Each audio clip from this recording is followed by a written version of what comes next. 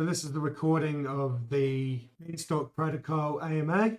It's getting started any second now. Hello everyone. Just raise your hand if you can hear me. We're just about to just do a quick sound check.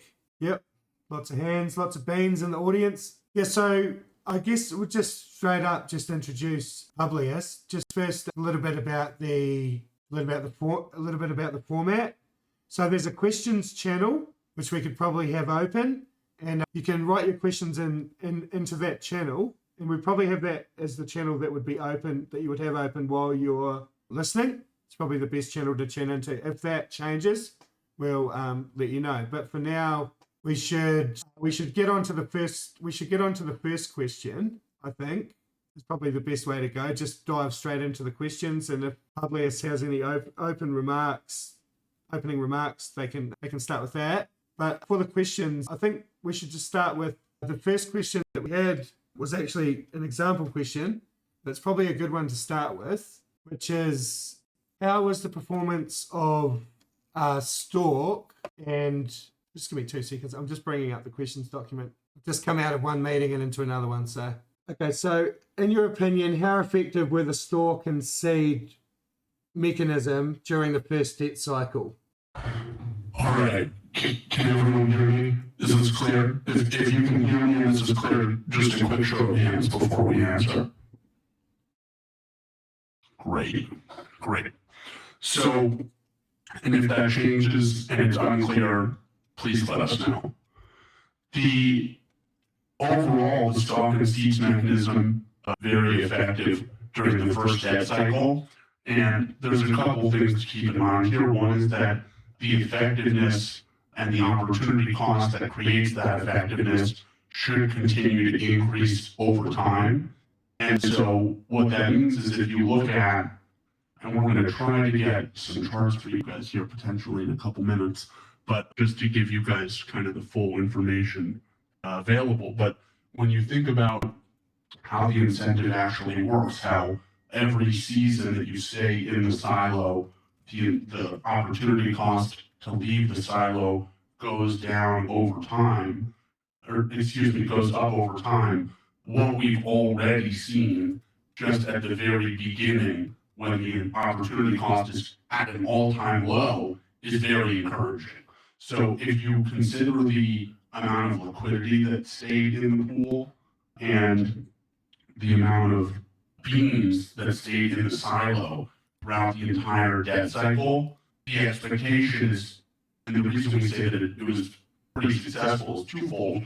One is that even from peak to trough, the amount of liquidity that stayed in the silo and stayed in the liquidity pool from the beginning of that first major pump, where we saw the price run from $1 to $4 and the market cap go from $2.5 million to $40 million, even during that immense pump and then the eventual dump that followed, because a lot of that capital was really just, pump and dumpers. The amount of liquidity that stayed in the pool ultimately doubled, and the percentage of deposited beans that stayed in the silo was also very high. And so even today, we still have about 17 million beans deposited in the silo, which is an indication that a very low percentage was ultimately withdrawn, even during the entirety of the dump, and throughout the debt cycle that we're currently in the midst of. So when we analyze both the effect on the liquidity and the beans on both sides of the silo, it seems to have had a meaningful effect on people staying in the silo. And furthermore, when you consider that effectiveness or that opportunity cost is expected to continue to increase over time, that bodes pretty well for the system going forward.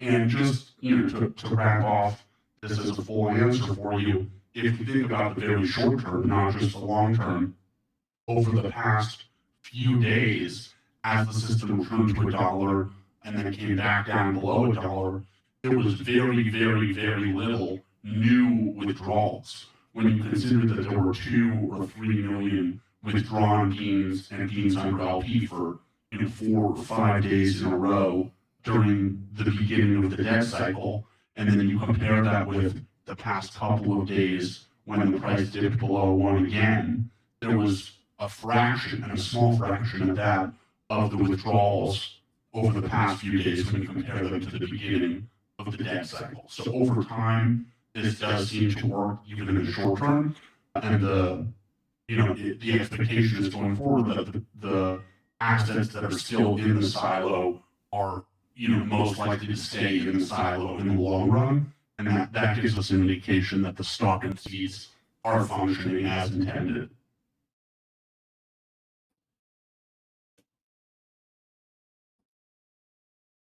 Okay, awesome. While you're on Stalk and Seeds, did you want to talk a little bit more generally about Stalk and Seeds and what the roadmap, how they play into the protocol moving forward? Certainly. So, and this was one of the questions in the AMA channel as well. So just to restate the question, do we plan to incentivize the Beanstalk or Beanseed pools on Uniswap? So there is one of the main reasons we haven't just quickly turned the stock and seeds into ERC20 tokens is that there is sort of one complication or additional complication to actually making that viable, which is that if, as the Beanstalk contract is currently written, if you deposit your stock or seeds in a liquidity pool, a Uniswap liquidity pool, for example, the protocol currently, unlike Beans and ETH liquidity, where the system does account for that and you can get stock and seeds on that, if you have stock or seeds and you deposit them into another Uniswap pool, the Beanstalk contract will currently not give you credit for the stock and seeds that you have under the liquidity pool tokens. And so in order to ensure that at the very least there isn't a cost to adding liquidity to the Uniswap pools for stock or seeds, that's kind of the major complication here, which is going to take a little bit of additional development to do properly. So that is just the reason it isn't so cut and dry when it comes to whether we intend to incentivize the stock and seed pools and the specific structure of them. That is something that in general we are eager to discuss with the community and hear some interesting ideas. But our general feeling is that stock and seeds are much less important to incentivize directly through the protocol, and instead people that are interested in providing liquidity are more likely to do so because of natural economic incentives. And specifically, and this kind of will be something that likely is recurring throughout this AMA and has been and will be continuing to recur throughout our general communications with the community, the number and the structure of Beanstalk and how it's designed, really the only problem that the protocol concerns itself with is returning the price of one bean to $1. Any complications on top of that are built into the protocol greatly, or at least potentially, can greatly take away from the effectiveness of the mechanism. So perhaps the only caveat to add here is that the system also cares about the debt level. So it's not just concerned about returning the price to $1. It's also concerned about over time lowering the debt level such that whenever the next decrease in demand for beans comes, the system does have a low debt level and it can therefore protect itself by issuing debt and return the price of a bean to a peg. So when it comes to long-term sustainability, it's not just the price, it's also the debt level that matters.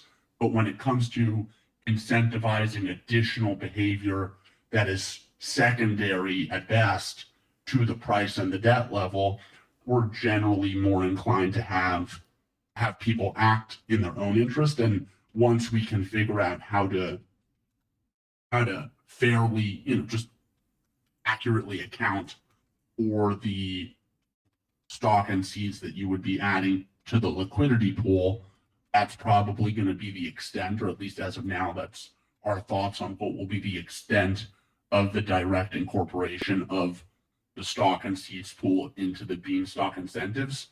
And then when we talk about timing for when that's going to happen, on the one hand, it isn't that complex to do it and do it properly. So it's not a labor issue.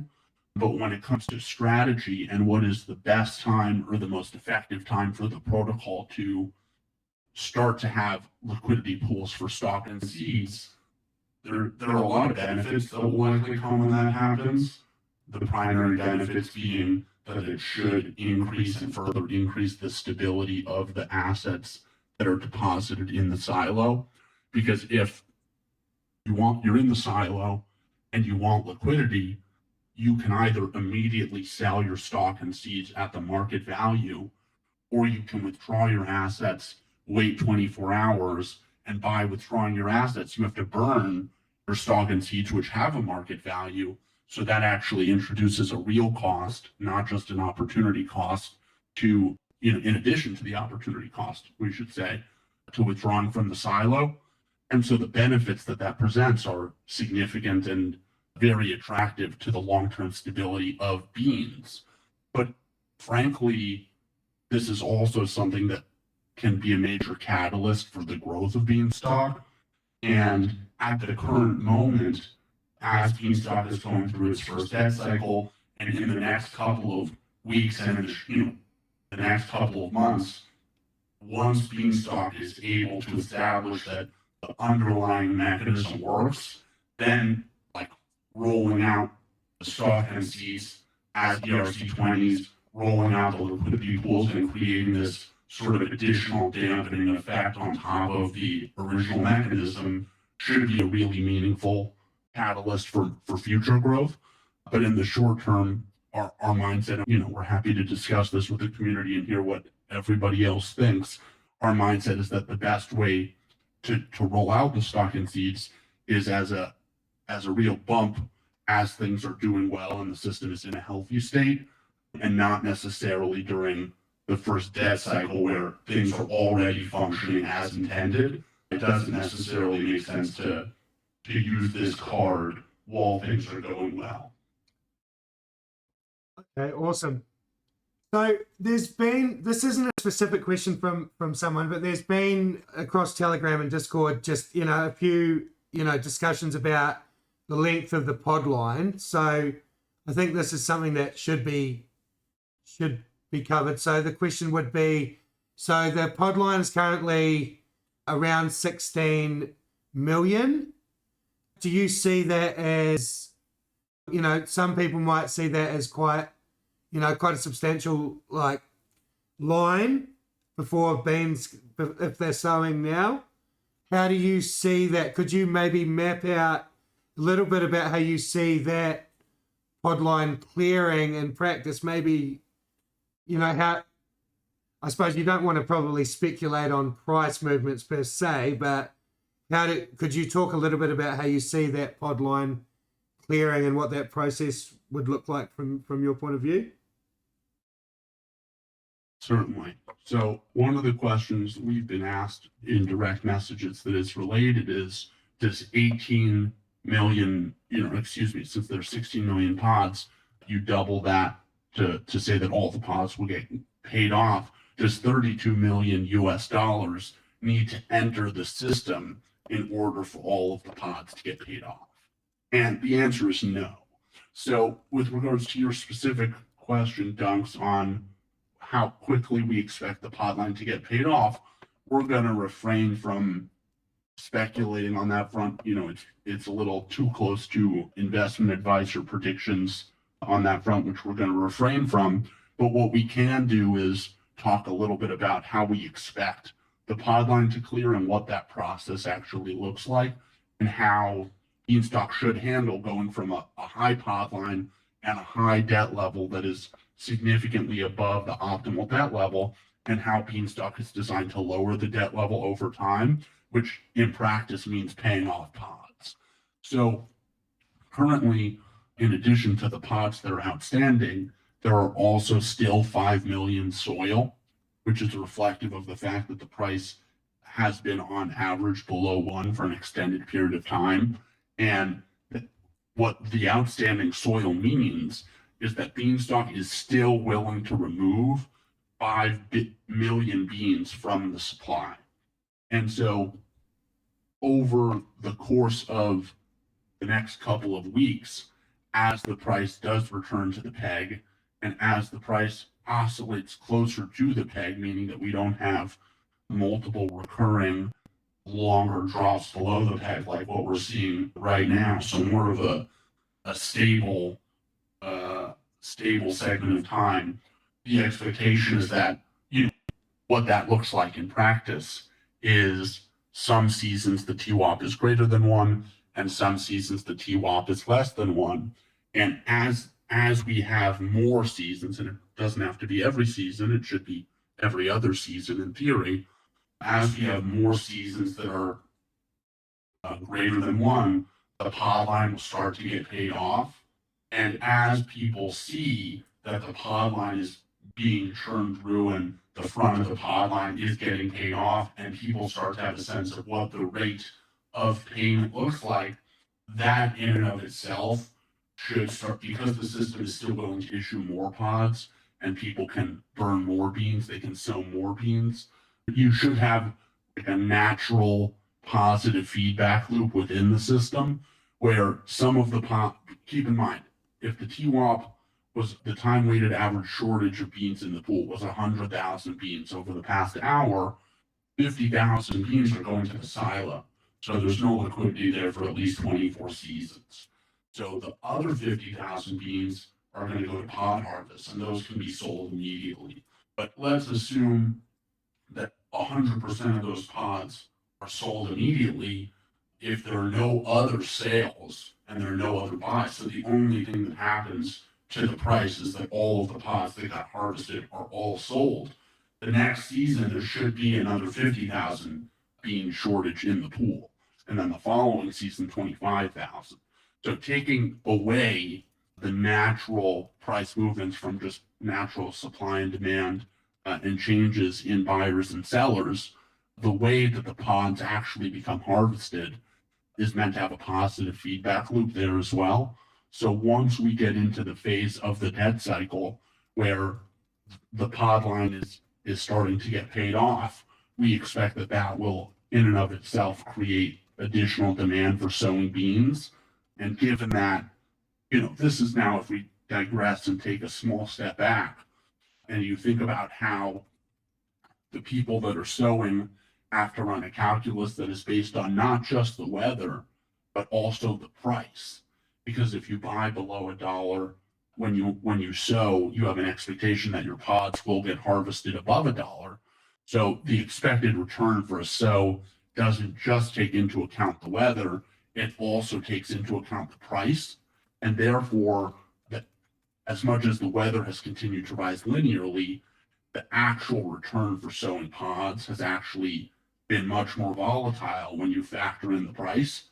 And so what we expect to happen is as the weather continues to rise, such that the weather is sufficiently high that there is still demand for soil when the price is at 1, right? If we look at the run-up that happened over the past week, where there was a slow buildup from the low of 0.24, very slow and steady growth up until the price went from like 0.7 all the way to $1 very quickly.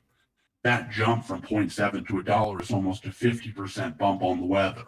So if you consider that the weather was very high already, and then you put on top of it a 50% bump, then in practice, what we can view the current second dip below $1 as is the weather is continuing to rise such that the weather and price, when you factor in the weather and price to the total return, that is getting to an appropriate rate. So the expectation is that the weather is going to continue to rise, and over time, the price will start to stable out. And then every time the TWAP is still below $1, the weather will rise again.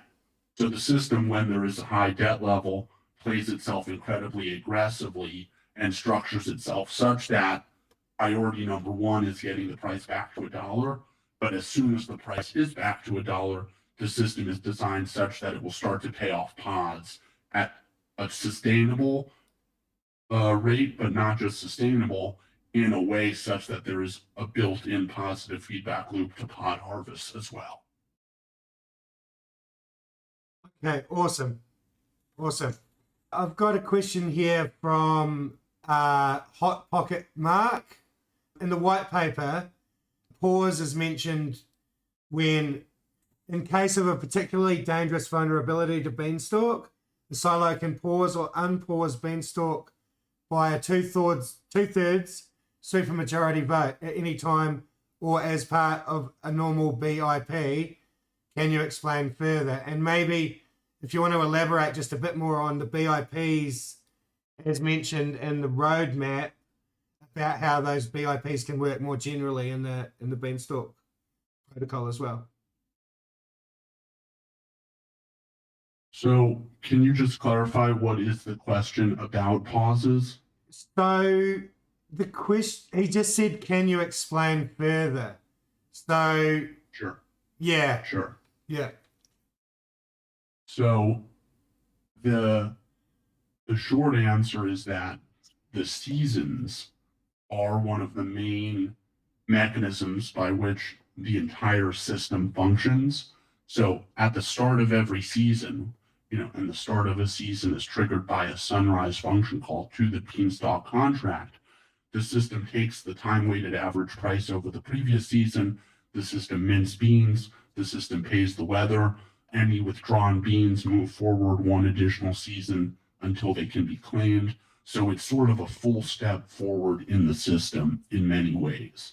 And the pause, what it effectively does is prevents the sunrise function from being called. So it wouldn't prevent beans from being bought or sold on Uniswap per se, but it would effectively stop any vulnerability that was being carried out directly through the Beanstalk contract that was, or if it wasn't directly through the contract, was dependent on the sunrise function.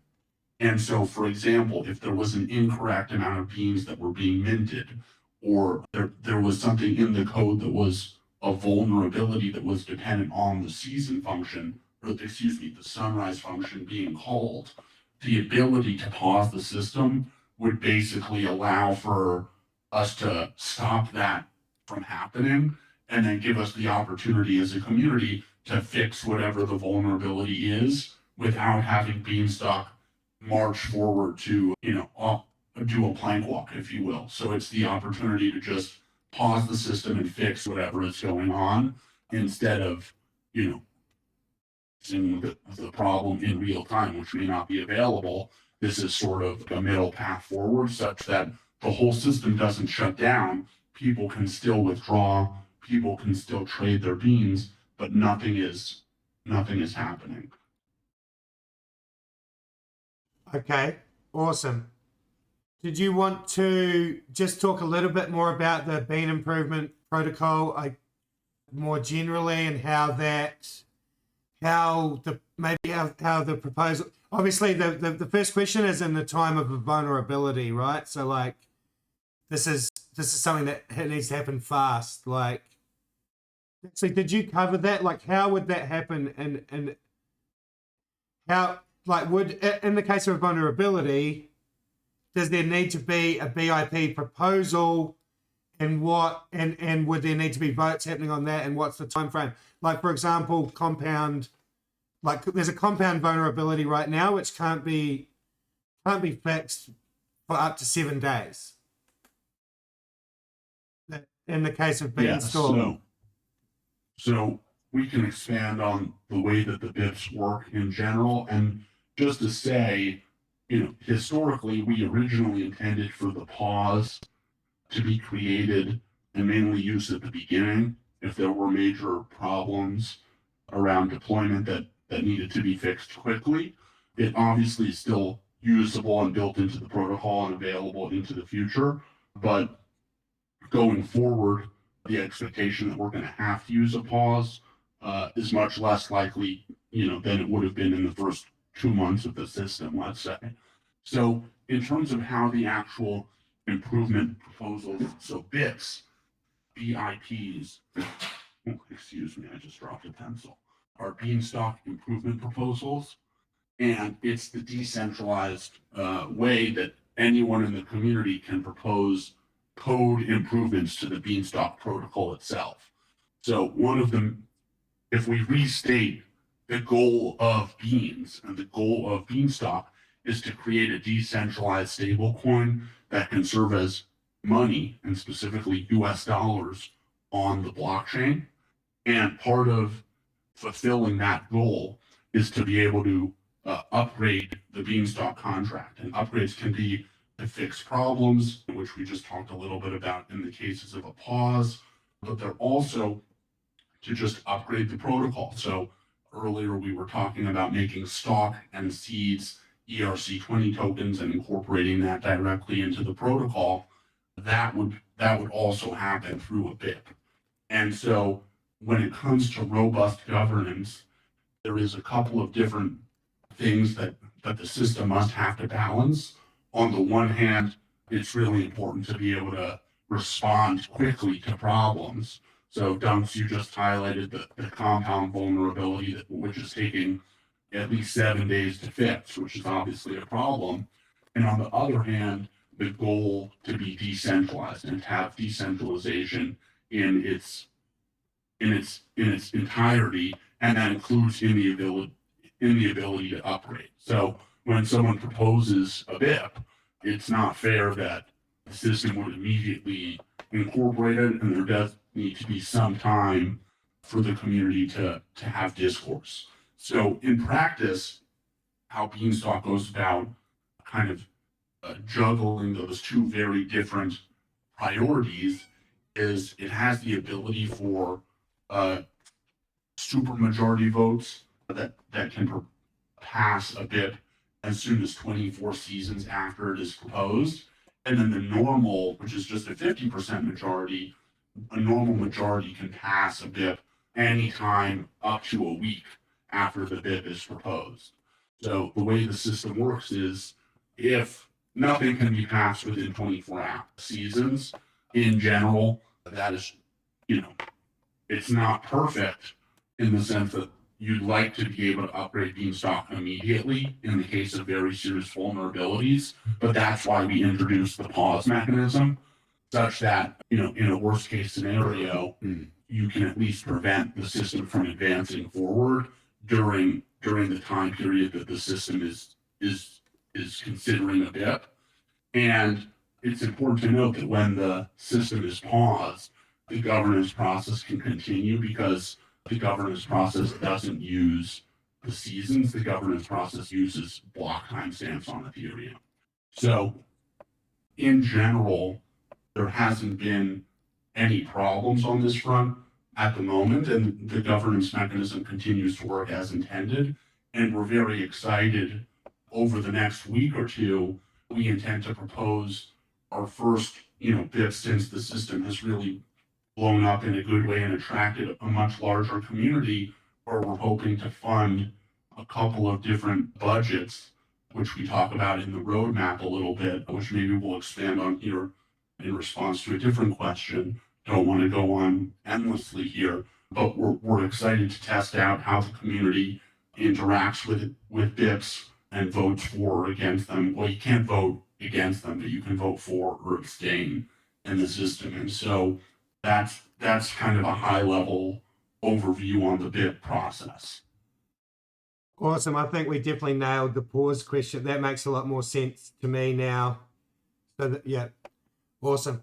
Okay, so the next question we've got is, so after seeing the first debt cycle play out, are there any changes you'd want to make to the economic model in that?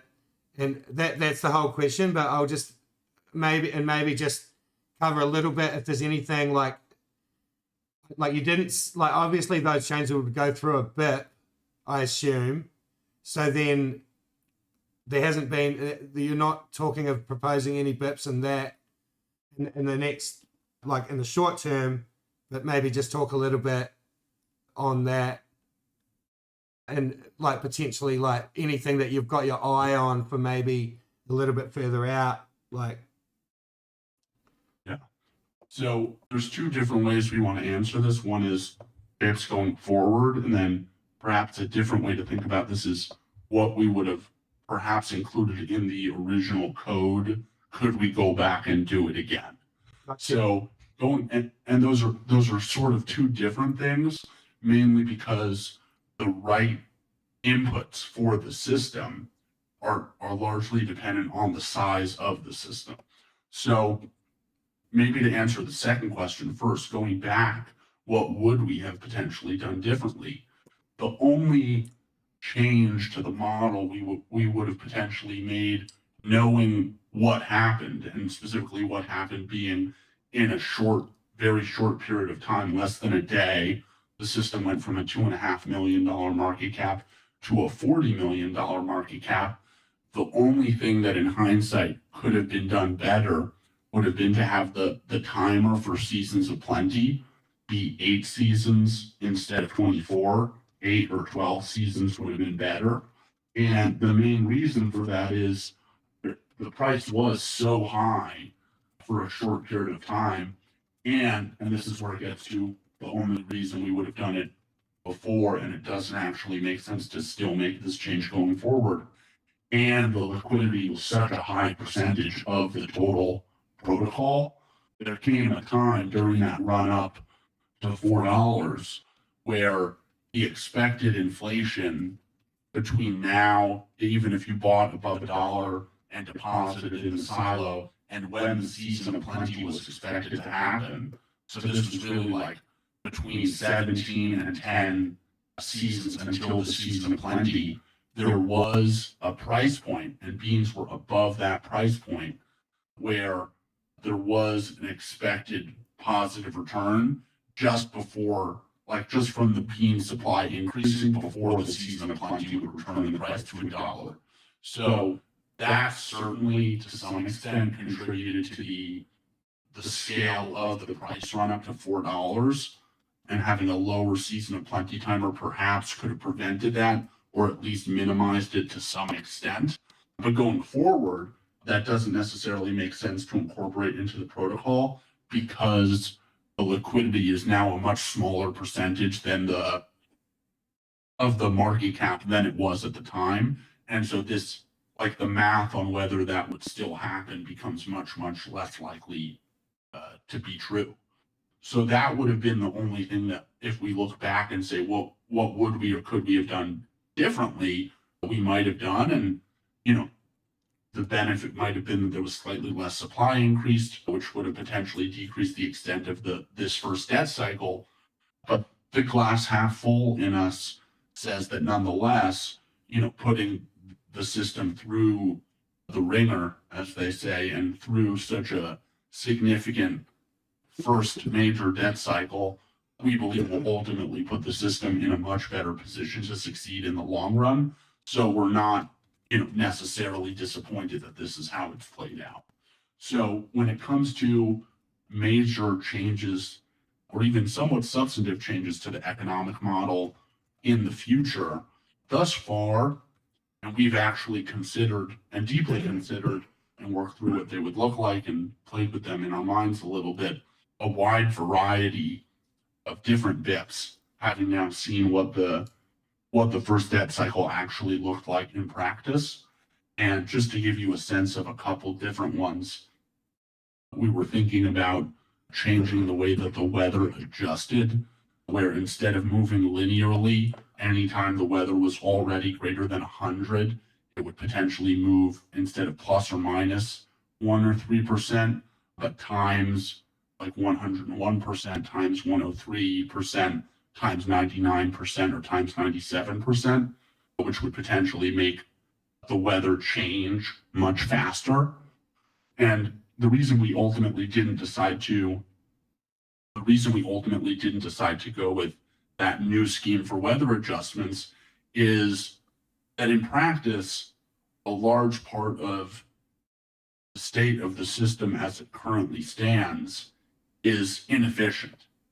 But the inefficiency just comes from the fact that the community playing with Beanstalk and interacting with the system is still small, are still learning the rules of the road, and are not necessarily like behemoth financial institutions that understand what is like the most efficient way to play every micro segment of the system. And ultimately, the way Beanstalk is designed is to be reactive, not proactive. So at a high level, what the system does is when the sunrise function is called, it takes a snapshot of where the system is and says, okay, well, based on where we are, how can we move the system closer to where we want to be? Beanstalk is not proactive and doesn't make any predictions as to where things are going. You could make the argument that it does read the change in demand for soil, which is some sort of not a snapshot. It does actually take into account time and changes over time.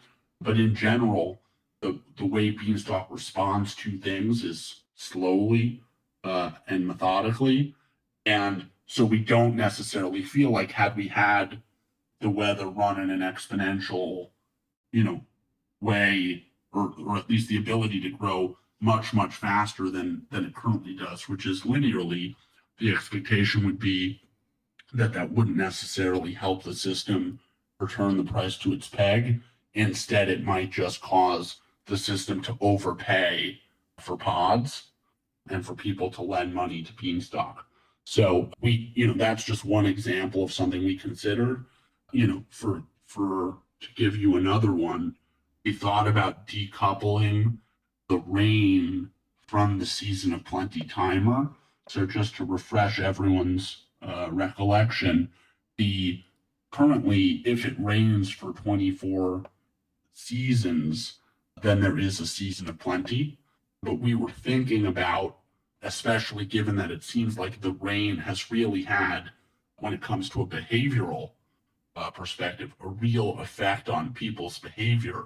We considered changing it so that anytime it was raining, it didn't just affect the season of plenty, it also affected the normal bean mints from being in the silo. And we were thinking that this would potentially decrease excess demand when the price is above $1 and prevent people from buying with the price too high. But in practice, if you take a step back, the rain takes into account the debt level in addition to the price. And that is really important here from this perspective, in the sense that when the debt level is particularly high, like it is right now, and we were just talking about the importance of the system starting to pay off pods, it doesn't make sense for the system to discourage buying above one to the maximum extent that it can. And instead, we only want Beanstalk to start to, really, really disincentivize buying above one heavily in the cases where the debt level is low. And when the debt level is high, like it is now, we don't necessarily want to be so strict with our with the rules that would discourage buying above one. So that's just another example of like a change that would have been potentially substantive or really substantive in the case of the second example, and change the way that people potentially interacted with the protocol. But when we take a step back and think about the way that the system is functioning and the way that the system has been responding during periods where it's below the peg and above the peg over the past couple days, for example, it's evident to us that we don't want it at this stage of the game further disincentivizing buying above $1. So those are two slightly different examples, but gives you a sense of, that we really are seriously considering making significant alterations to the model. But when we evaluate the options and we consider the way that the system seems to be functioning incredibly well, and we're trying not to oversell how happy we are with the function of the model, but we're very, very pleased. It doesn't make sense for us at this point in time to propose any significant changes. Okay, so our next question is actually specifically about the weather, and you have pretty extensively sort of talked about that, but maybe if we just bring our focus just to the weather and changes. So the question is, what could be done differently in the calculation of weather? Is it concerning that weather can only move by plus or minus 3%, which may grossly undercompensate for moves in the market during a given season? Sure. So we did talk a little bit about this, but just to answer directly why we're comfortable with the system responding slowly, there's two different ways to think about this. One is, what does the system actually look like at par, at equilibrium, at scale? How does it function there? And then secondly, it's how does it look in the short term? And while currently Beanstalk is very small and there's much more volatility than we expect in the future, at this point in time, the reason we don't want the weather to increase 3% every season during major debt cycles is that the main problem that Beanstalk is solving during this first major debt cycle is attracting more farmers and attracting more sowers and bringing more eyes to the protocol. And so the idea that the problem is that the weather isn't responding fast enough right now is true, in the sense that, if we put on our marginal economics hat, the hope would be that the weather can change fast enough such that the marginal demand for beans is changing and specifically growing faster than the marginal supply of beans is growing. And by changing the demand faster than the supply is changing, the weather can quickly return beans to $1.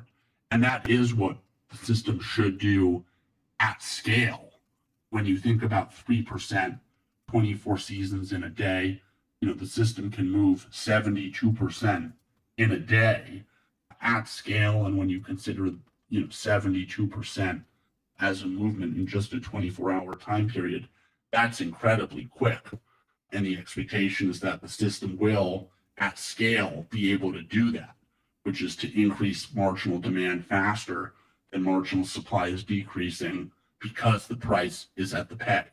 Marginal supply is increasing because the price is below its peg. So at scale, 3% an hour is significant.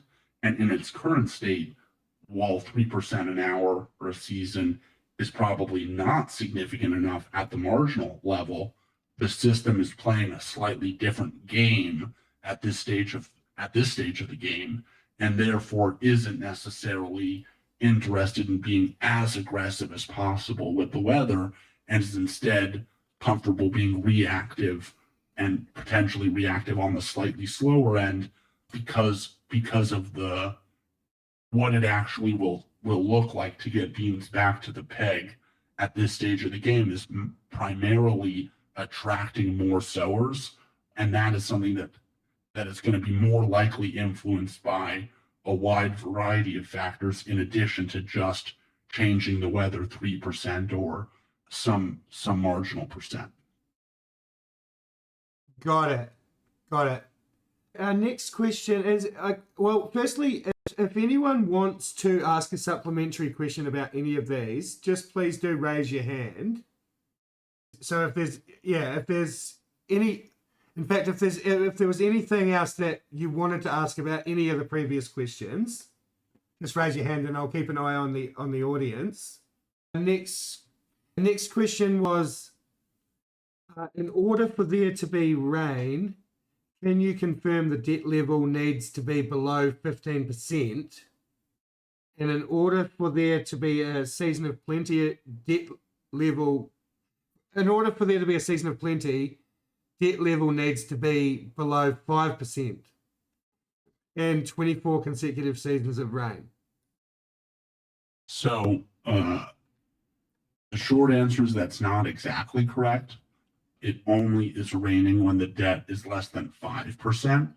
And then to answer the second question, if it's raining for 24 consecutive seasons, meaning that debt is less than 5% and the price is greater, time weighted average price is greater than $1, then there is a season of plenty. So rain and the season of plenty are only triggered when the debt level is below 5%, not 15%. Okay. Okay. Now, just looping back into this whole idea of there being other, in question 6, there's other factors that would help to move the price back to peg from, or to encourage sowers other than just the weather percentage in a given season. So you've talked a little bit about marketing, and there has been some marketing related questions. So, and I'm assuming that one of the attracting new sowers should be related to bringing in new people, which is probably generally associated with people sharing the protocol with friends and sharing it publicly, and also with just general marketing efforts. So did you want to talk a little bit about what's in the roadmap in terms of marketing related and community related stuff, specifically sort of like in relation to bringing in new people into the protocol? Certainly. So to answer the first part of your question on how do the incentives work to encourage people to sow, so economically, just to start, and then we'll address your marketing questions specifically, the first in, first out payment mechanism or model, or pods, basically presents to any prospective sower or any prospective farmer the question: if the price, the total return based on the price and the weather is sufficiently high for you right now, then you're encouraged to sow as soon as possible. Because the longer you wait, someone else may sow before you, and then your expected return or your expected time to get paid, or both, go down. So economically, the incentive is there such that we can have efficient price discovery. And if the price is still too low, assuming that we have efficient price discovery, then the weather can respond appropriately. So that's just to answer your first question. Now, on the marketing front, this is something that we've been asked about a fair amount. And we must say it's also an area we would really appreciate lots of additional input and assistance from our community. You know, we say this as a disclaimer: we are not marketing people and don't have any natural background in marketing. And furthermore, due to the fact that we are anonymous and trying to do everything the right way and not shill this thing in any capacity and not attract shillers, which seem to be, you know, one of the problems that happened during the first major pump, was that a large portion of the people that were pumping were really pump and dumpers. So on the marketing side, we tend to think about things really broken down in terms of like content and what types of content we want to create, and then separately how we can create community engagement. So the BeaNFTs was a really unique, in our opinion, a way to create some community engagement, and seeing all of the BeaNFT profile pics in this AMA chat is an indication to us that that was a success at fostering community. But to talk about a little bit what the roadmap looks like going forward, and you know, we say this, that this is really subject to change when we get feedback from our community. We'd love to have more of a discussion on how best to bring more eyes and ears to Beanstalk. We want to continue to put out high quality content in a variety of different areas. So one that we're intending to do shortly is we just got approved to post on Reddit. We included that in our roadmap. But we've also been having some conversations with various community members, and none of it seems to have been done yet. So if anyone here wants to step up and, help out, we're trying to have short form, clear and concise videos created that will explain the actual functioning of the system and how things work. And then we think that that's a real way to bring simple explainers to a more diverse set of people. We're interested in bringing Beanstalk to Asia and sharing this with the Asian crypto community in some capacity. Currently, we haven't created any content that is in non-English languages, and all of the content that has been created is 100% in English. So bringing the content to more eyes and ears in part means expanding our reach on that front as well. And in general, we're really looking to get our community more actively involved in marketing Beanstalk. So one of the things that will consist of is we intend to propose, similar to the dev pips that we talked a little bit about in the roadmap, we intend to propose a marketing budget which will mint beans and then hopefully pay people who want to contribute to the marketing campaign in various capacities in beans.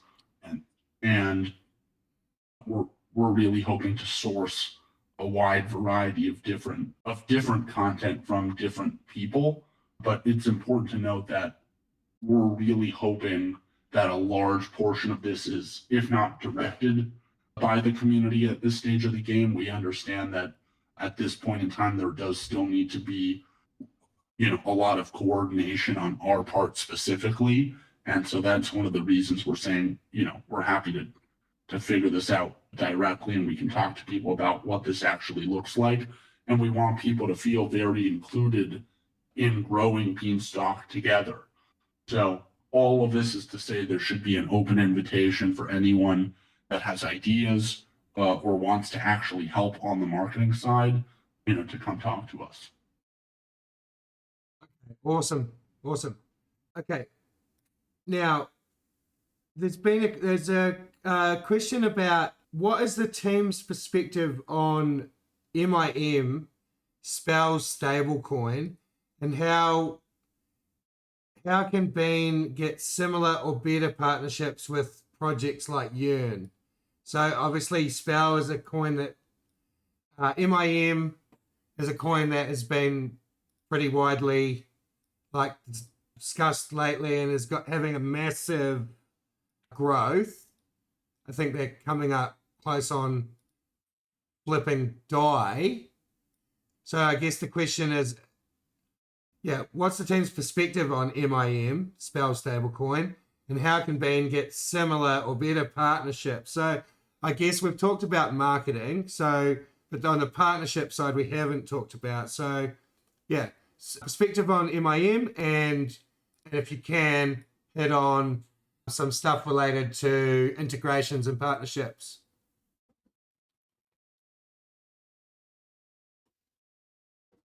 Sure. So sorry, I forgot I was muted there for a second. So with regards to MIM, we're not going to make any specific critiques of their model. We did take a look at this a couple weeks ago when this was first brought to our attention as something we should look at, or we were asked about how we compare, and they're doing some very unique things. So we definitely don't want to poo-poo that.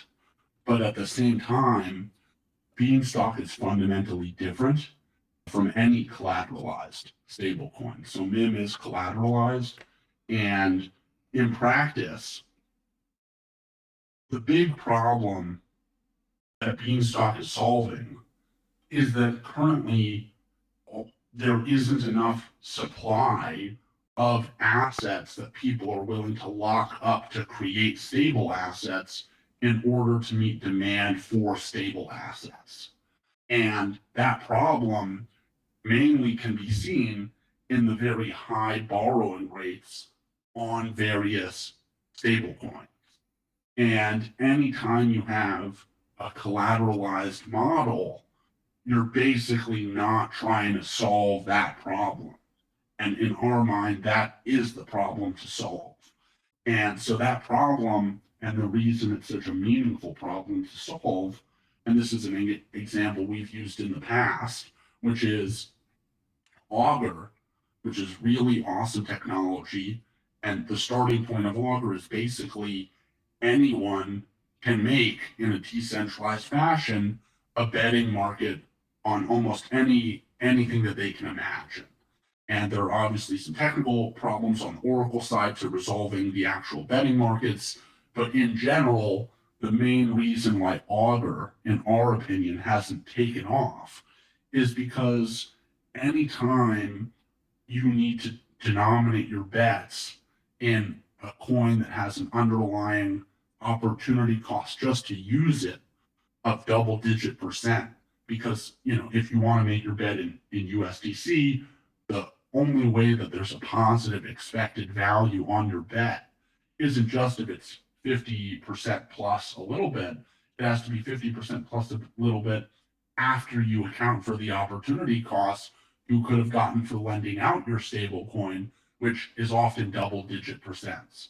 So that makes what is a cost-effective bet or a betting market to create on Augur really limits that. So anytime you have a stable coin that is trying to solve, create a new stable coin, but in a collateralized fashion, in our mind, you're not really solving the main problem. So now this actually leads sort of naturally into how we expect Beanstalk partnerships and integrations to work in the future, because the main goal is, as we've said, to have Beans incorporated across DeFi and to become ubiquitous in every protocol as a US dollar and as the decentralized US dollar stablecoin to use. In general, we think that there's a real benefit just to the protocols themselves, like Augur, for example, adding Beans to the protocol and incorporating the Bean ERC20 into Augur. That's the type of integration we'd love to see at some point in the future. But when it comes to the short term and partnerships with Yearn or Curve and similar protocols that are primarily lending based, we have a slightly different philosophy, which is in the short term, our main focus and the focus of the Beanstalk community should primarily be on encouraging demand for Beanstalk native, like debt and the silo. And the real short-term priority of ourselves and our community should really be on cultivating a strong Beanstalk native community. And as great as it is to have integrations with various other protocols, and to some extent that does create utility, before Beans are stable, or at least a lot more stable than they are right now, any incorporation with something like Yearn would basically create the effect of what we would call easy come, easy go, where you don't actually have any increase in demand for Beans or Beanstalk and it's dead. And instead you just have like a raw short-term demand because the interest rate was sufficiently high, or the price was sufficiently high that your payment from joining the silo might go up. But that's not as meaningful to creating long-term stability for Beanstalk. And creating long-term stability is what will ultimately create meaning and utility in all of these partnerships. So while incorporating into something like Yearn is interesting and it's not something we would say no to, it's also not something that we think is a good use of our time, energy, and resources, given that the number one thing that Beanstalk has to do in the short term is establish that it can reliably return the price of one bean to $1, which we think is going very well. And we think Beanstalk is on the way to establishing that. And once that happens, it will provide a much more meaningful opportunity for incorporations and partnerships of that sort. Okay, awesome. So in a future stablecoin phase, do you see the withdrawal period 24 seasons growing shorter? Yes, definitely. So in the short term, as the system, and we're not even talking about in the near term, this is something that can really be gradually lowered over time. But the current state of the system is still one of infancy. And when you're caring for an infant, they need a lot of neck support. You can't let their head bob everywhere. So the 24 season lock on withdrawals is really neck support for the system. And that can certainly be lowered. It probably can't be lowered to zero, but it can be lowered significantly. And what this would have to likely go in tandem with is also lowering the stop timer or the rain stop timer, whatever you want to call it, mainly because one of the main incentives or reasons why you wouldn't be able to pump and dump beans, and one of the comments, sorry, we don't remember who said it, so we can't shout them out, but in the Discord was all of the apes left as soon as they realized they couldn't exploit the protocol. That made us feel pretty good, frankly. The restriction for withdrawals coupled with the season of plenty timer is what creates that, or what prevents the ability to take advantage of the system. So it could certainly be lowered in the future. It might be able to go, it's easy to see it going as low as 8 seasons. Lowering it beyond that is a little bit harder to envision exactly what that looks like, but lowering the stop timer and the withdrawal time to 8 seasons, not any time in the short term, but in the distant future is totally realistic. Okay, awesome. We just had a question come through about, so we've talked a little bit about getting the community more involved in this, in the roadmap in different capacities. Is there plans to create a Discord or create channels within the Discord that are specifically sort of set up for more of a work related kind of process as opposed to just chilling and chatting?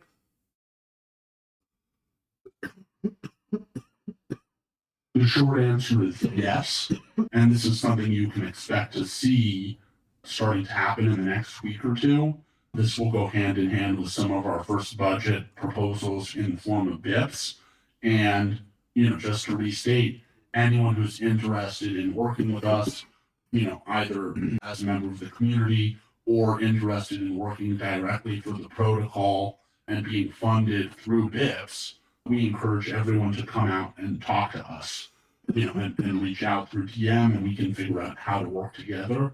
But there are certainly going to be more channels being created for those specific, closer to work-oriented things. Awesome. Just a reminder that you guys can raise your hands. I'm not sure, just checking to see if any hands raised for supplementary questions. And then, so in the meantime, this is one from me. So in terms of sort of market makers, liquidity providers, kind of, I suppose you could think of, whales or funds, in terms of attracting those kind of players, what are your thoughts on that? Is there any talks going on, like with, how do you see market make, like if someone wanted to come in and kind of, I guess in the sense the protocol kind of is the market maker, but does this question make sense to you? And could you kind of give an answer there? Sure. So the market making and, attracting larger, what we would call high quality capital is very important, but they're two separate things. So, and they may be somewhat related. So let's start with the market making. So in in theory, at least, it hasn't happened in practice. Obviously, as we're still in the first major debt cycle, as Beanstalk really makes its case that there is a reasonable expectation that the price of beans will return to one at some point in the future, that creates the starting point for a market making opportunity or an arbitrage opportunity where there can be a lot more volume handled at or around $1. And in practice, what that would look like is having larger pools of capital that are interested in, either A, just profiting off the short-term arbitrage opportunity, or B, and this is really what we're hoping for as we start to attract this type of participant, are, pools of capital that understand what the opportunity here is. And there's sort of a symbiotic nature between them performing the arbitrage and their benefit, by profiting directly from the arbitrage and the benefits that come to Beanstalk. So in the short term, priority number one is returning the price to its peg, but the expectation is that really should attract the type of capital that will perform that arbitrage. When it comes to larger, high quality capital, and what we mean by that is funds, crypto funds, or similar venture style pools of capital that see stable coins, and specifically a non-collateralized, decentralized stable coin, as one of the main asymmetric return opportunities in the world right now. And those types of investors are not interested in putting in $1 million and then cashing out, before the next debt cycle or triggering the next debt cycle, which is fine. And, anyone who wants to lend to Beanstalk, by all means, the system is happy to lend to you if you have beans. It's a free market. But when it comes to our own focus in attracting capital, the capital that we want to attract is capital that sees the bigger picture here and isn't going to put in 100% of their investment this debt cycle, and isn't going to just put in capital. Is going to be really interested in bringing more eyes to this thing and more capital to this thing. And, all we can say is that we've been having really high quality conversations with a wide variety of funds and the like that would check a lot of those boxes. And we're generally really thrilled with the response we've been getting from them. And it remains to be seen in what exact capacity many of these larger pools of capital will want to get involved. Some of them already have. Obviously, there was a lot of chatter in one of the channels in Discord a few days ago when it seemed like a very large wallet started to sow beans. So the expectation is that, the expectation the community should have of us is that we're working hard to attract the right kind of capital to this thing, and not the type of capital that is interested in a quick flip or a short-term return opportunity. We're actively creating, a community of investors around this thing that are really interested in seeing Beanstalk grow in the long run. Just a sort of supplementary question on that. So when you're talking to these, when you're talking with these various like funds or people that are interested in the protocol, people who could, interested in actually more of like a long-term outlook, what is the value proposition from your perspective? How would you see, let's say that you were running a fund and you're looking at Beanstalk from the perspective of a fund manager. What is the value proposition from your perspective? So we're gonna tread lightly here, as we don't want to pitch in the AMA necessarily and in general, we're not really trying to pitch anyone. We're more trying to welcome with open arms, investors into the community and walk them through a lot of the technical, structures that are in place here to create stability. But and this actually goes into, we're mainly looking to attract capital that sees the opportunity here. So if anything, we're really not selling any of them on the opportunity here. We're really talking to people that see the opportunity and realize that stable coins, and specifically a decentralized, non-collateralized stable coin, is a massive opportunity. And more of the conversations that we're having with them is why Beanstalk is going to work, and explaining to them why Beanstalk isn't like ESD and doesn't have the same shortcomings that similar attempts do, and walking them through at the detailed level why we have a reasonable expectation that Beanstalk is working very well, is in a very healthy state. And at this point in time, the name of the game is basically surrounding Beanstalk with a high quality community of farmers and a high quality community of investors. And the short answer is we haven't had a bad call yet. We've only had really great phone calls, and we've been honestly amazed at the reception Beanstalk has had with high quality capital, and that excites us for what is to come. Awesome. Okay. Now I'm at the end. There's a few probably quick fire. I think you may be muted. There's a few probably rapid fire questions that we could just kind of go through maybe quickly. All right, awesome. So about the NFTs. So what is the plan after season 1800 was the original sort of end point, Yeah. but I think that's based on 10 NFTs. Yeah, so I'll let you cover that. Yeah. So the structure of the BeaNFT launch and how you could earn one is such that if there are not 10 BeaNFTs minted in a season, then the rest of those BeaNFTs that were not minted will never be minted. So when we think about rarity, the general philosophy here is not that we want to have all 6,000 minted, but instead the fact that some of them may never be minted will ultimately create more rarity around the BeaNFTs. So that is to say, at the end of season 1800, there will be no more BeaNFTs that you can mint.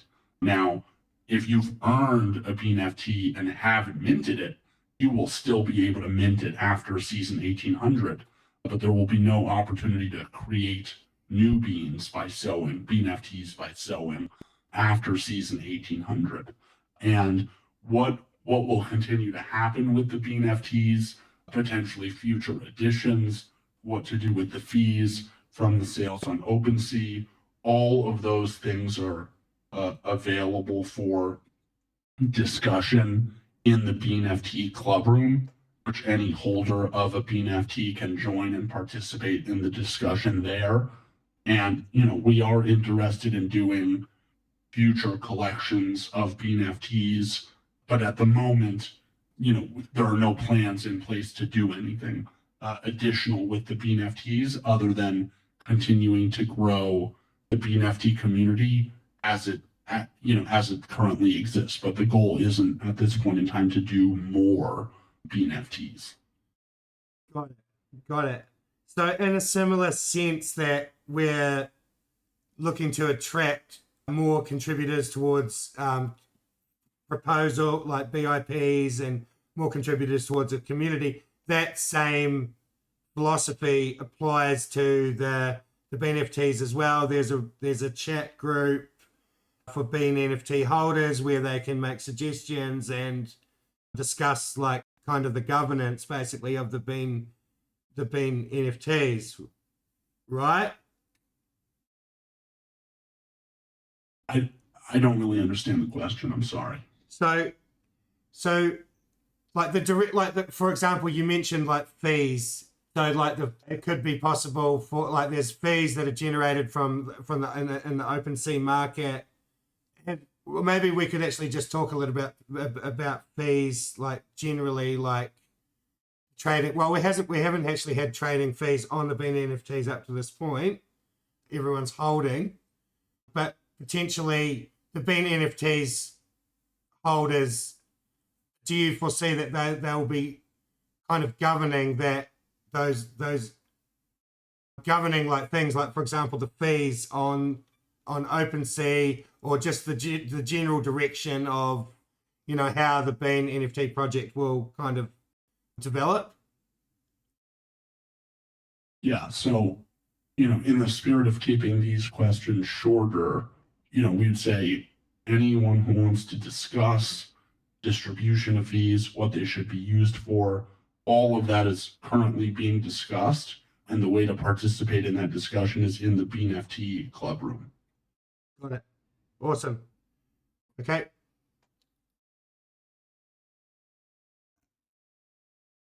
Are you thinking of incentivizing community initiatives with Stalk and not just Beans? Yes. So one of the things we would love is to have the people that are in line for the payments basically elect to deposit or sow their beans. So the payment will come in the form of beans, but anyone who is interested in the long-term success of the protocol will obviously have the opportunity to do with their beans what they want and use the protocol as normal.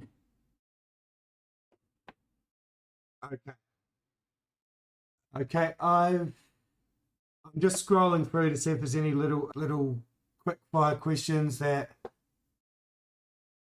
we can cover. Does adding LP to the silo increase Bean price? Could we talk a little bit more about siloing and how siloing, like as the price crosses over $1 and obviously the Podline starts clearing, and then how do you see siloing playing into like the what's going to play out over the next weeks and months, like as we're clearing out this Podline? Yeah, and also just specifically, could you just kind of maybe just clarify a little bit on just how the system is designed? So how the split goes between Podline clearing and siloing. So, and also obviously with like you've got single siloing and LPing.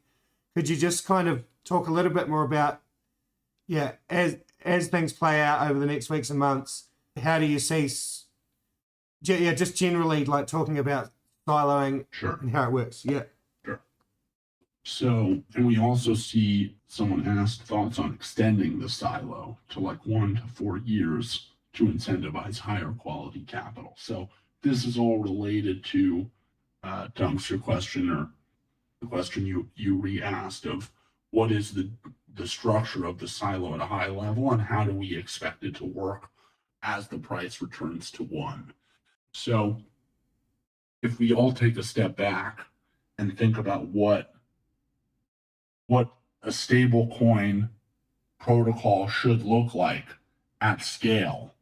And by at scale, we mean widely used, a real diverse set of users and use cases. One of the first, maybe the single foremost use case, is simply earning interest on your dollars. So, in a land before the current monetary policy regime, where we basically have no interest rates on US dollars in the real world, there used to be the opportunity to take your dollars, deposit them in a bank, and earn passive interest on your dollars.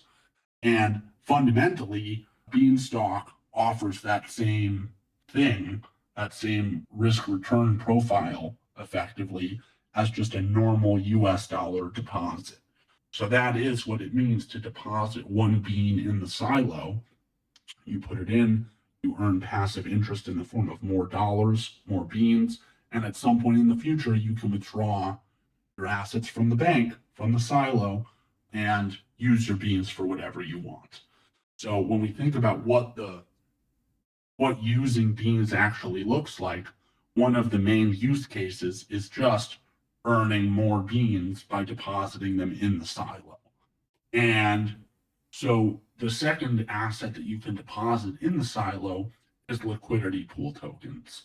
So in addition to offering passive return for just holding and depositing beans in the silo, the system also wants to encourage high quality, meaning consistent liquidity in the liquidity pool.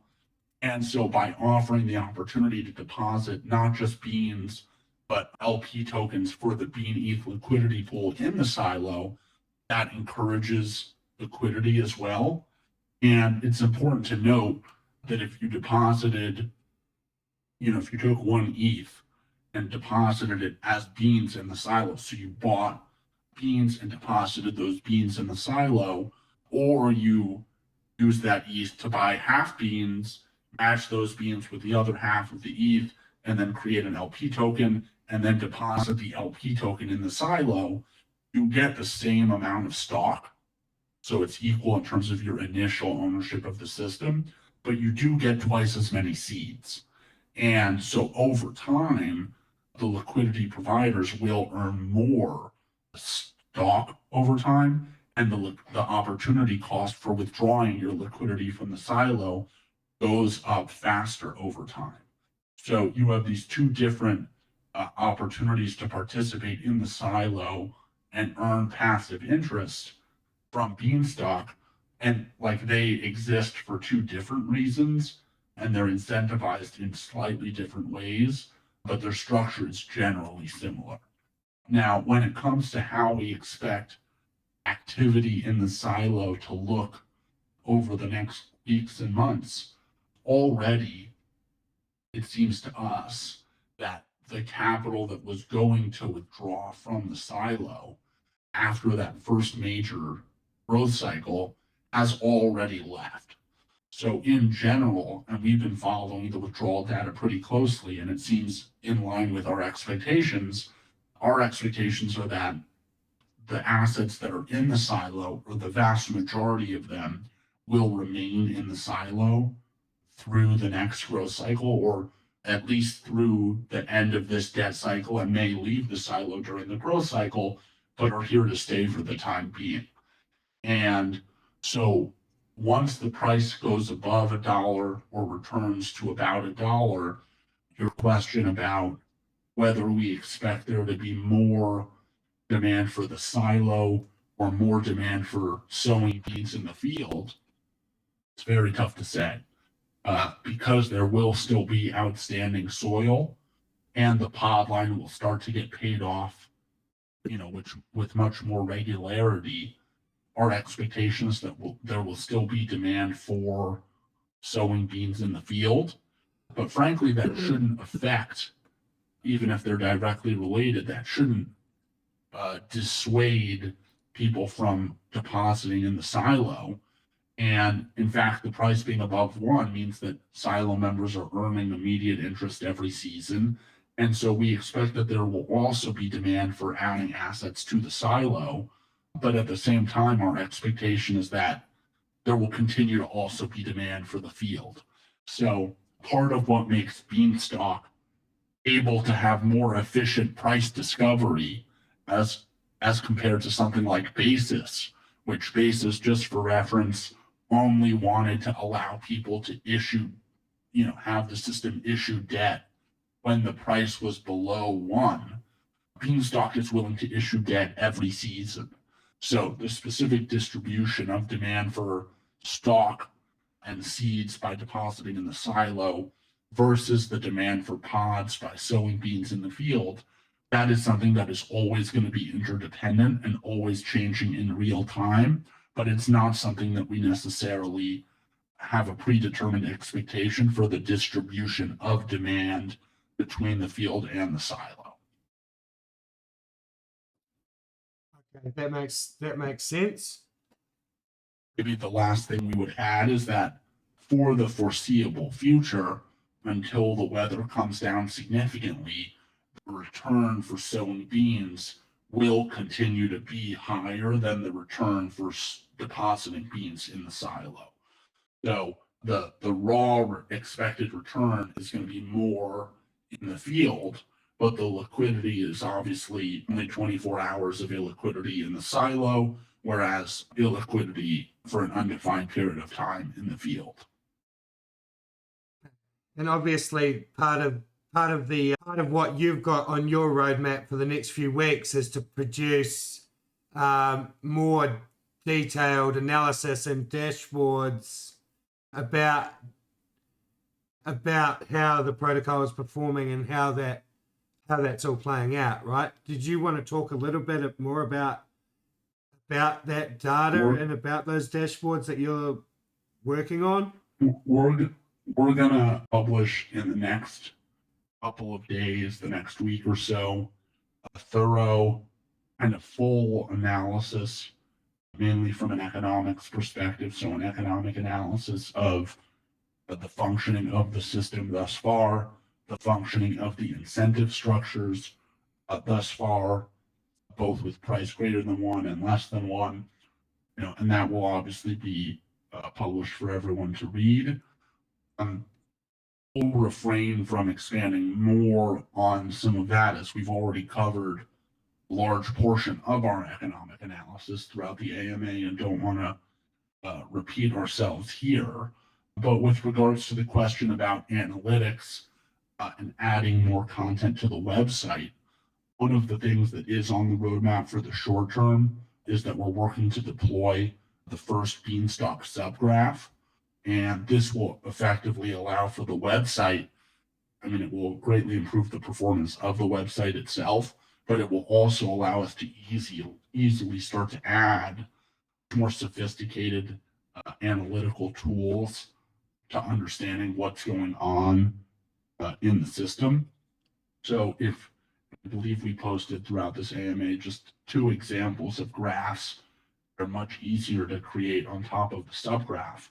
In the AMA questions channel, you can see that these are 2 different charts. They're not the prettiest charts, but we're just putting them here for examples, where basically you can see, for example, the second chart, that the amount of deposited LP significantly higher after the end of the first major pump cycle than it was at the beginning of the pump cycle. And data like that, the goal is to make that more available to everyone so that everyone can see the high quality functioning of the system. Makes sense. I've got a question that's just come in. So you touched on decoupling rain from SOPs. Given the current debt level being at around 80%, do you anticipate it ever dropping back below 5%? Yeah, so the short answer is absolutely. It's almost hard to envision a scenario where the debt level doesn't return to less than 5%. The expectation is that the market cap for beans will be significantly higher than it is right now, because the only way that the debt level will get to that level is from significant growth in Beanstalk over time. But the way that the mechanism is designed to function, where the system will stop issuing new soil as the price is over 1, at some point when all of the existing soil has been used and all of the pods created from that soil have been paid off, yes, absolutely, the expectation is that the debt level will return below 5%. Could you just for clarity here, so the current debt level at around 80%, could you just explain what that actually means or rephrase that? Sure. So the debt level is a ratio between the outstanding pods and the total supply of beans.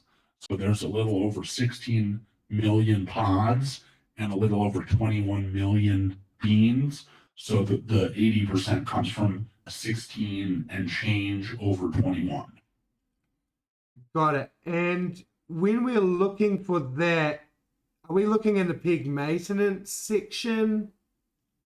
If we're looking at that, or is that calculation available in the interface currently, or is it just a? So if you wanted to do the calculation for yourself, if you want to check out the length of the pod line that is listed in the field, 16.69 million, then the total supply of beans is going to be in the analytics section. And you can see that the total supply of beans actually just went below 21 million as we've been talking here. So people have been sowing soil as we've been talking here. So the debt level is the pod line, 16.69 million divided by the total bean supply. That's The debt level is also available. The peg maintenance section labeled as the pod. labeled as the pod rate. The pod rate. Right. Okay. Got it. Okay. This is really cool. Okay. Awesome. Does anyone is there if there is any questions on anything related to the interface, to just the general functioning of the system, how it does actually function, anything like that, just drop them in and we can do those rapid fire as well. We've got a question: thoughts on an extended lock silo, 1 to 4 years. Okay, so I think we've had that one. Extended lock silo, 1 to 4 years for higher seed rewards to incentivize higher quality capital further. So, well, we cited it, but then didn't necessarily respond to it directly. Yeah. So the reason for that is, just to clarify, if you envision what we want beans to be used as in the future, making such a long withdrawal time would really remove the use case of just a deposit account that you can easily put money into and take money out of when you're not using your beans earn interest on. So the hope is, by keeping this low, we will be able to, instead of 1 to 4 years, using 24 seasons and hopefully less seasons over time. The hope is that we will be able to create that use case to just use Beanstalk and the silo as a deposit account. got it. Okay, awesome. Makes sense. Okay, I'm just scanning the various places where we could have more questions coming through. Sort of feels like we've been running here for a fair while. Is there any other things that you wanted to cover that you feel haven't been covered? No, but we will use this opportunity to thank everyone. I mean, speaking candidly, we've been amazed and really thrilled at the response from the community and the amount of people that have taken real, genuine interest in the success of Beanstalk. And we think that this tight-knit community that is getting started here really bodes well for the future success of Beanstalk. So we're really grateful to have everyone here. I mean, we've kept 20 to 30 people in this AMA for almost 2 hours, and that makes us feel very good that there's an ever-growing community of interested bean farmers that want to see Beanstalk succeed. So thank you, guys. Nice. Okay, well that might be a good place to wrap it up then. Well, thank you, Dunks, for modding this whole thing and coordinating it. It's community members like yourself that are really going to bring Beanstalk to the future. So thank you as well. No worries, mate. Also, maybe going forward, if people do have more questions that come up, feel free to ask them in the AMA questions channel. We'll keep that channel open for any new questions that we haven't answered yet related to these. Yeah, cool. Yep, people are typing in the AMA questions now. So yeah, I guess we'll get kind of soft wrap it up, and if I guess Publius is going to be around a little bit more. This is our first time using the AMA stage, so I'm not 100% sure actually how we do wrap it up. I guess we can just, people can, can exit or... Yeah. So we'll monitor the channel for more questions. If you want them answered in written form, shoot them in the community questions channel. And if not, the next time we do an AMA, we'll definitely circle back, and try to answer everyone else that has more questions. So going forward, and as we've been doing this, our goal has been to try to answer everyone's questions as, honestly and fully and relatively quickly as possible. And, we'll continue to do that going forward. And just to note that this has been recorded, and I will process it, and I will add the recording in Discord. Yeah, or I'll send it through to Publius and they can add it in Discord. Awesome. Wonderful. Okay. Thank you everyone for coming, and we look forward to working together in the future. Thank you, everyone. Thank you.